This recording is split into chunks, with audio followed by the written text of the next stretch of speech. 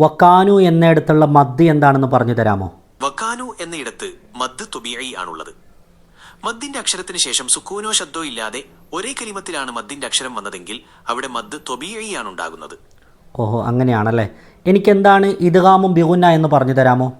തീർച്ചയായും പറയാം. നൂനിന്റെയോ തൻവീനിന്റെയോ ശേഷം യാഹ്, നൂൻ 63-ാമത്തെ ആയത്തിന്റെ അർത്ഥമൊന്ന് പറഞ്ഞു തരാമോ? വിശ്വസിക്കുകയും ദോഷബാധയെ സൂക്ഷിക്കുകയും ചെയ്തിരുന്നവർക്കാണ്. ഞാനിപ്പം പുതിയൊരു ഉസ്താദിനോടാണ് ഖുർആനിൻ്റെ സംശയങ്ങളൊക്കെ ചോദിച്ചത്. ഇതാണ് ഗൂഗിൾ ജെമിനൈ. അനന്ത സാധ്യതയുള്ളൊരു മേഖലയാണ് ഗൂഗിൾ ജെമിനൈ. ആദ്യം നമുക്ക് ഈ മുസ്ഹഫ് ഒന്ന് സുരക്ഷിതമായിട്ട് വെക്കാം. ബിസ്മില്ലാ. അപ്പം ഇതെങ്ങനെയാണ് ഉപയോഗിക്കുന്നതെന്ന് പലർക്കും സംശയം ഉണ്ടാവും. ഒന്നുമില്ല, നമ്മൾ നേരെ പോവാം. ഗൂഗിളിൽ പോയിട്ട് ഗൂഗിൾ ജെമിനൈ എന്നടിച്ചു കൊടുക്കാം.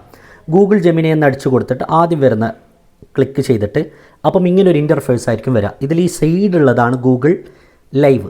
ഇതൊന്ന് ക്ലിക്ക് ചെയ്യാം. ക്ലിക്ക് ചെയ്തിട്ട് ഇതിനോട് എന്ത് വേണമെങ്കിലും നമുക്ക് ചോദിക്കാം. എന്ത് കാര്യങ്ങൾ ഇതിനോട് വേണമെങ്കിൽ നിങ്ങൾക്കൊരു എങ്ങനെയാണ് ബിരിയാണി ഉണ്ടാക്കുന്നത് ഇതിനോട് ചോദിച്ചാൽ മതി, പറഞ്ഞുതരും.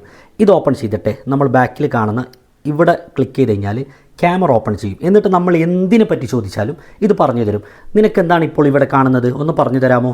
ജനലിനരികിൽ ചാരി വെച്ചിരിക്കുന്ന ഒരു കുടയാണ്. ഓക്കെ, ഇക്കാര്യം ഓക്കെ, ഒന്ന് നിർത്തൂന്നേ. നീ ഇപ്പം കണ്ട കാര്യം എനിക്കൊന്ന് ഇംഗ്ലീഷിൽ പറഞ്ഞു തരാമോ? I see a black umbrella propped up by the window.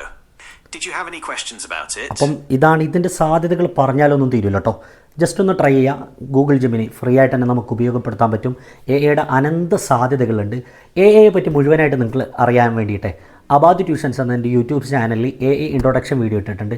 Detail ആയിട്ട് എയെ പറ്റി പഠിക്കാം കേട്ടോ.